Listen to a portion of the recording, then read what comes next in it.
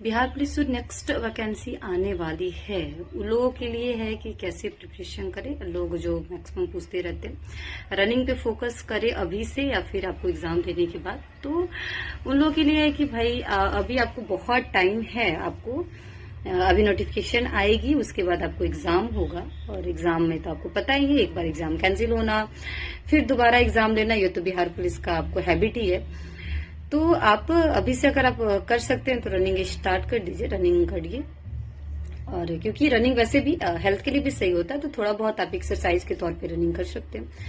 लेकिन जो अभी जिन लोगों ने आपको दे दिया है, पीटी दे चुके हैं, वो लोग अगर आपके मार्क्स अच्छे ना आते हो फिर भी आपको सजेशन करेंगे कि आप जरूर आप रनिंग स्टार्ट कर दीजिए, क्योंकि रनिंग पर ही आपको मेरिट है। तो जितना ज्यादा आप अपने पीईटी में आप मार्क्स लाते हैं तो उसी हिसाब से आपके क्या होंगे, सिलेक्शन होंगे। और अब तो पता है कि धांधली नाम मात्र का है, धांधली इस बार तो हुआ ही नहीं है। जैसे आपको एग्जाम में पेपर आए तो आपने देख के समझ गए होंगे और बाहर न्यूज भी आ जाते, तो आपको समझ में आ ही गया हो कि इस बार धांधली आपको नहीं हुआ है। तो आपको कट ऑफ क्या होगा, बहुत सारे लोग मैसेज कर रहे हैं कट ऑफ वाले वीडियो पे। तो अगर आपको भी जितना कट ऑफ आ रहे हैं बिहार पुलिस में, अगर आप अपना नीचे कमेंट पे सब लोग अपना कट ऑफ लिख दे तो एक आइडिया मिल जाता है कि भाई कितना आपको कट ऑफ जाने वाला है।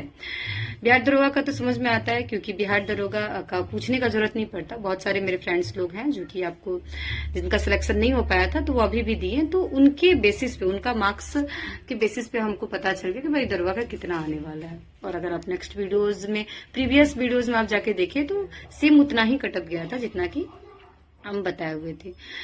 तो इसमें आप लोग हेल्प करिए, अगर आप लोग कितना कट ऑफ गया है, किस किस कैटेगरी से आप लोग बिलोंग करते हो और उस कैटेगरी पे कितना कट ऑफ गया है, अगर आप ये कमेंट सेक्शन में बता देंगे तो एक आइडिया लग जाएगा, सबके लिए भी आइडिया मिल जाएगा कि कितना जा सकता है। लेकिन जिसके कम भी मार्क्स आ रहे हो, 50-55 के बीच में भी आ रहे हो, वो भी अगर कैटेगरी में आते तो अब वो भी अपना रनिंग स्टार्ट करें। क्योंकि क्या है कि इस पर वैकेंसीज बहुत ज्यादा है, तो आप अपना रनिंग स्टार्ट करें। तो जो भी आपको क्वेरी हो, जो भी आपको नहीं समझ में आ रहा, आप कमेंट सेक्शन में पूछ सकते हैं। जिस भी कमेंट का ज्यादा, जिस टाइप के क्वेश्चन कमेंट में ज्यादा है तो उसका कोशिश करते हैं कि आपको एक वीडियो बना दें। तो यही एक आया हुआ था कि मैम क्या अभी से रनिंग स्टार्ट करें, तो रनिंग हाँ स्टार्ट कर दीजिए। क्योंकि क्या होता है ना कि आप कम पढ़ के भी आप निकाल सकते हैं मेरिट, अगर आपका माइंड काम करता है, प्रेजेंस ऑफ माइंड आपका अगर अच्छा हो तो। लेकिन जो आपको रनिंग हो तो उसके लिए आपको फिजिकल करना पड़ेगा, आपको जाके ग्राउंड में मेहनत करना पड़ेगा, तब जाके आपके रनिंग में क्या होते हैं कि आपको टाइमिंग कम होता है। और आपको पता है कि जो बिहार जो पुलिस है उसकी जो आपको रनिंग है वो इक्वल टू आपको आर्मी के आपको रनिंग जैसा इसमें क्या होता है, रनिंग होता है। बहुत सारे लोग रनिंग ही पास आउट नहीं हो पाते, इतना टफ इसका रनिंग होता है। तो आप रनिंग पे ध्यान दीजिए अभी से, अगर आप कर पाए तो आप रनिंग करते रहिए। जय हिंद फ्रेंड्स, तो आज हम लोग बात करने वाले हैं नई वैकेंसी जितनी सारी आने वाली हैं। जैसे कि आपको फिलहाल चुनाव की वजह से सारी वैकेंसी आ जाएंगी, थोड़ा डिले हो रहा है, आपको नोटिफिकेशन देखने को मिलेगा अक्टूबर में, क्योंकि चुनाव से पहले तो सभी को पता है कि आपको वैकेंसी आते ही है। भले ही आपको क्लियर कराने में वो टाइम दे, लेकिन आपको वैकेंसी आएगा। पीटी हो जाने के बाद हो सके मेंस का एग्जाम ना हो पाए, क्योंकि फिर आचार संहिता लागू हो जाएगा। तो मेंस तक पहुंचने के लिए तो आपको पीटी क्लियर करना पड़ेगा। तो फिर आपको अपनी पढ़ाई को अभी से क्या करना है कि अपना जारी रखना है। बहुत सारे लोग क्या है कि बहुत पहले से ही अपना पढ़ाई स्टार्ट किए हैं। बहुत सारे लोगों का सीजीएल में नहीं हो पाया, मेरिट नहीं आ पाया, या फिर आपको बिहार दरोगा मेरिट नहीं हो पाया। तो उनको एक अंदर से क्या होता है कि उनको विश्वास होता है कि अगर इस बार मेरिट में छटे तो नेक्स्ट टाइम ऐसा पढ़ाई करें कि हो जाए, और उन्हें ऐसा लगता भी अंदर से कि उनका हो जाएगा नेक्स्ट टाइम। तो आपको भी अपनी पढ़ाई पहले से ही जारी रखनी चाहिए थी, लेकिन अगर आपने नहीं रखा है या फिर किसी वजह से आप पढ़ाई अपना जो रेगुलर करते हैं उसको मेंटेन नहीं कर पाए, तो आपको घबराने की जरूरत नहीं है। अभी भी आपको नोटिफिकेशन आएगा, नोटिफिकेशन आने के बाद आपको पीटी के एग्जाम अनाउंस होंगे, उसके बाद भी आपको 15 दिन का टाइम देता है पीटी के एग्जाम वाले ओरिजिनल डेट में। तो फिर आपको अभी भी 2-2.5 मंथ का टाइम है, क्योंकि फिर उसके बाद फिर आपको आचार संहिता लागू हो जाएगा, तो मेंस का एग्जाम हो पाना आपको मुश्किल है। मेंस का एग्जाम आपको चुनाव के बाद ही देखने को मिलेगा। तो इस चीज के लिए आप क्लियर रहिए कि एग्जाम तो होगा, वैकेंसी आएंगे ही आएंगे, क्योंकि बिहार में जो चुनाव होता है उस समय आपको बात करने के लिए कोई मुद्दा नहीं होता है। बस ये एक मुद्दा होता है किसने रोजगार कितना दिया है। तो आपको रोजगार कितना पिछले बार हो चुका, अभी कितनी वैकेंसी आई है, सब जोड़ के वो लोग अपने चुनावी मुद्दा में वो लोग उठाते हैं कि मैंने इतनी वैकेंसी दिया है।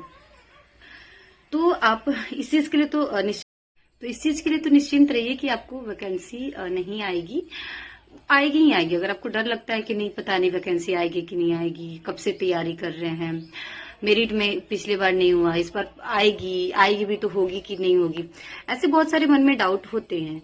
तो ये जो वैकेंसी को लेकर जो आपके मन में डाउट रहते हैं कि वैकेंसी आएगी कि नहीं आएगी, तो इसके लिए तो 100% श्योर रहिए, लेट हो रहा है लेकिन आपको नोटिफिकेशन आएगा। अभी आपने देखा होगा एक न्यूज बीपीएससी की तरफ से आया कि आपको 1900 वैकेंसी आने वाली है। बिहार दरोगा के लिए भी आपको नोटिफिकेशन आया कि आपको वैकेंसी आने वाले 2100 के समथिंग आपको शायद आ रहा है फिर से बिहार दरोगा का। उसमें सार्जेंट के भी कुछ पोस्ट रहेंगे। तो ये सब कितनी सच्चाई है ये पोस्ट का तो पता नहीं, लेकिन वैकेंसी आपको आएगी। तो ये आपको निश्चिंत रखना है कि आपको वैकेंसी आएगी। तो आपको पढ़ाई को अभी से ही इस तरीके का रखना है कि जैसी वैकेंसी आए आप उस समय पीटी का एग्जाम और आपका सिलेक्शन हो। क्योंकि आप किसी भी फेज पे अगर आप डिस्क्वालीफाई होते हैं तो कोई मतलब नहीं बनता आपको पढ़ाई करने का, क्योंकि फिर तो आप वही जहां से स्टार्ट किए थे लास्ट में वहीं पहुंच जाएंगे अगर आप डिस्क्वालीफाई होते हैं। तो आप पढ़ाई स्टार्ट वैसे वे में करिए कि आपको फाइनल तक आप पहुंच पाए, मेरिट तक आप पहुंचे, आप अपना पढ़ाई वैसे रखिए। तो बात करते हैं हम लोग बिहार एसएससी के लिए। तो बिहार एसएससी में एक बहुत बड़ा रोल प्ले करता है मैथ, और मैथ मैक्सिमम लोग का वीक होता है। तो जैसे क्या होता है, हम लोग कहते हैं कि आपको पढ़ाई पहले से किए हुए थे मैथ का, तो एग्जाम टाइम बस एक रिवीजन चाहिए, तो जो आपको क्विक रिवीजन कर पाए उसके लिए तो किरम पब्लिकेशन का बुक लिए थे। मेरे पास बुक होगा भी, जिसको हम बहुत सारी मोटी बुक होती है तो उसको सेक्शन वाइज में बांट दिए थे, मतलब चैप्टर वाइज 2 चैप्टर का एक साथ बांट के उसको सील दिए थे, ताकि मतलब पतला पतला वो सेक्शन में हो गया था।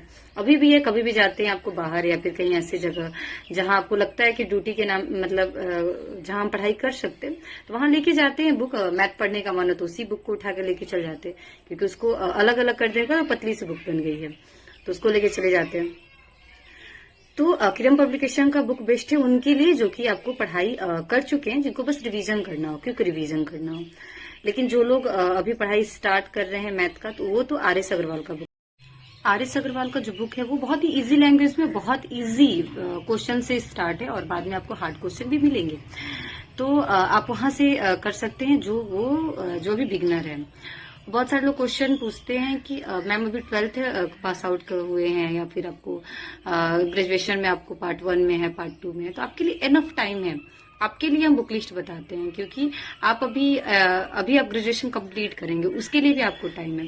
तो आप स्टार्ट ही आप अच्छे से करिए, आप बेसिक बुक से करिए और अच्छे तरीके से करिए। आप एक कोई भी ऑथेंटिक बुक ले सकते हैं, आप एनसीईआरटी ले सकते हैं, या फिर दृष्टि ले सकते हैं। उसके बाद आप घटना चक्र लीजिए और धीरे धीरे एक एक चैप्टर करके पढ़ते जाइए। आपको वो उबाऊ भी नहीं लगेगा और ज्यादा पढ़ना भी नहीं है, क्योंकि आपके पास अभी एनफ टाइम है।